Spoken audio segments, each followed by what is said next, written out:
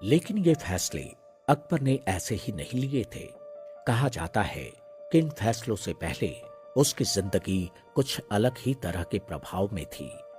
कहते हैं कि दरअसल ये अकबर महान की जिंदगी का वो दौर था जब उस पर कट्टरवादी सुन्नी मुस्लिम उलेमाओं का प्रभाव हुआ करता था। उनमें से दो मुख्य थे, शेख अब्दुल नबी और अब्दुल्लाह सुल्तानपुरी। अब्दुल नबी तो इतना कट्टर था कि उसने अकबर को एक बार केसरिया रंग का कपड़ा पहनने के लिए भरे दरबार में डांटा ही नहीं, बल्कि डंडे से मारने तक की बात कही थी। खैर, ये अकबर के जीवन का बिल्कुल पहला दौर था, जबकि दूसरे दौर में उसने एक इबादत खाना बनवाया जहां वो अलग अलग धर्मों के जानकारों के बीच बहस को सुनता था और धर्म के आधार पर लड़ाई झगड़ों को बेमानी समझने लगा था। कहा यह भी जाता है कि इस इबादत खाने में होने वाली बहस से अकबर बहुत परेशान भी हो गया था। छोटी छोटी बातों पर झगड़े ने उसे धार्मिक गुरुओं के निजी स्वार्थ को समझने में मदद की। 1581-82 में तो उसने ये इबादत खाना ही बंद करवा दिया। अबुल फजल ने लिखा है कि एक बार खुद अकबर ने उससे कहा था, अबुल, काश कि मैंने मौलाना उलेमाओं के बीच ये मतभेद न सुने होते। मैंने कुरान शरीफ की आयत और पैगंबर मोहम्मद की जिंदगी से जुड़ी घटनाओं के अलग अलग मायने ना सुने होते।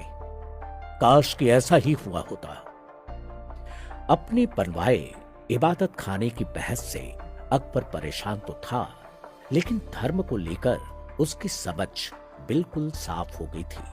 वो समझ गया था कि सभी धर्मों में सच्चाई के कुछ तत्व मौजूद हैं और सभी धर्म आखिरकार परम सत्ता तक ले जा सकते हैं। यही आगे चलकर सुलह एक कुल यानी सभी धर्मों के बीच शांति की उसकी नीति का आधार बना। सुलह कुल की अकबर को अकबर महान बनाता है। अकबर के दिल में उपजी इस धार्मिक सद्भावना की नीति की व्याख्या करते हुए इतिहासकार हरबंस मुखिया का कहना है कि जब भारत में इस्लाम का प्रवेश हुआ, उस समय वो धर्म की एक नई अवधारणा को लेकर आया था कि केवल एक ही ईश्वर है और उसकी इबादत का केवल एक ही तरीका है। दूसरी तरफ हिंदुओं के तो करोड़ों देवी देवता हैं और उनकी पूजा के करोड़ों तरीके भी हैं। ऐसे में जाहिर तौर पर जब दोनों अवधारणाओं ईश्वर की दोनों परिकल्पनाओं में आमना सामना हुआ, तो कभी उनमें टकराव भी हुआ और कभी सामंजस्य करने की कोशिशें भी की गईं। फिर आखिरकार एक नई अवधारणा ये उभरी कि हमें दोनों यानी ईश्वर और अल्लाह में कोई फर्क नहीं करना चाहिए। हमारे लिए एक ही ईश्वर है। मुसलमानों के लिए वो अल्लाह है, हिंदुओं के लिए वो उनके देवी देवता हैं।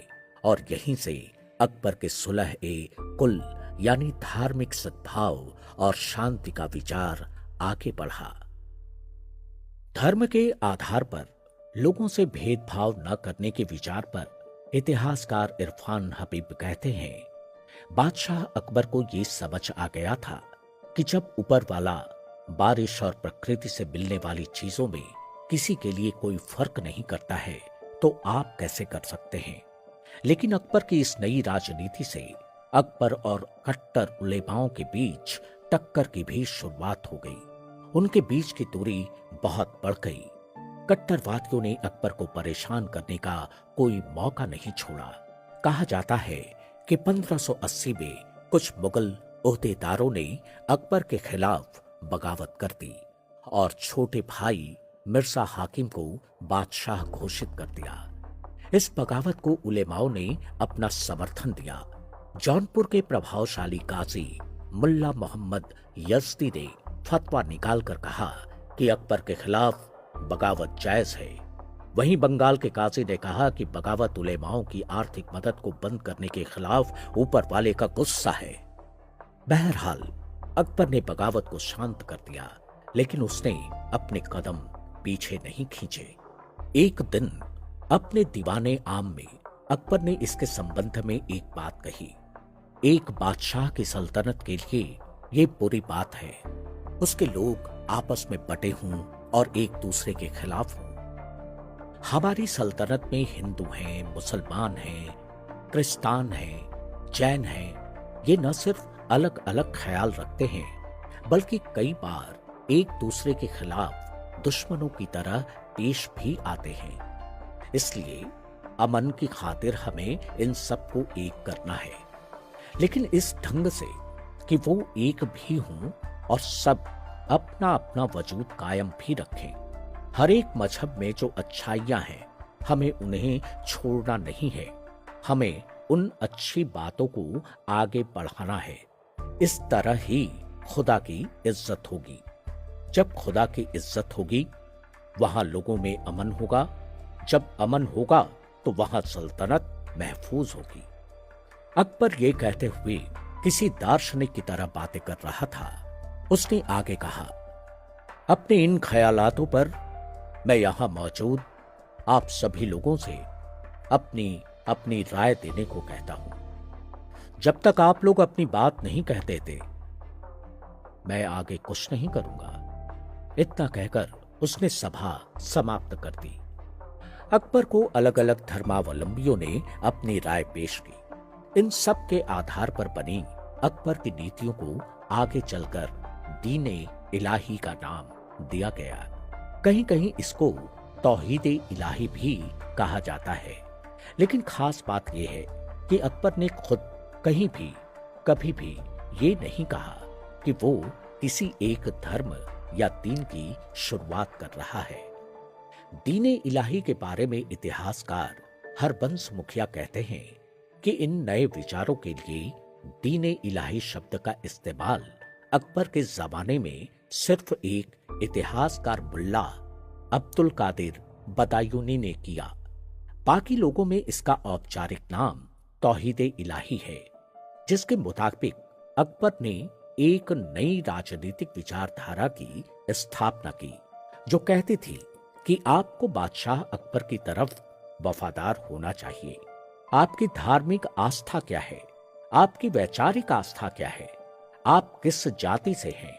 इन सब से ऊपर उठकर आपकी वफादारी बादशाह की तरफ होनी चाहिए। ये धार्मिक बंटवारे को खत्म करने की एक राजनीतिक कोशिश थी।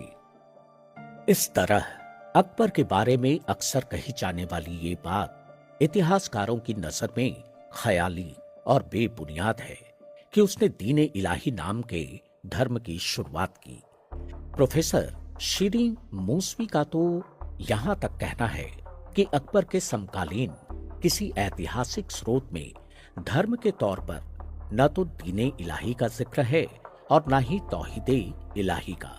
ये बातें वैसी ही थीं जैसे सूफियों के आदेश होते हैं कि अकबर को आप अपना पीरो मुर्शिद माने, उसे ही अपना गुरु माने।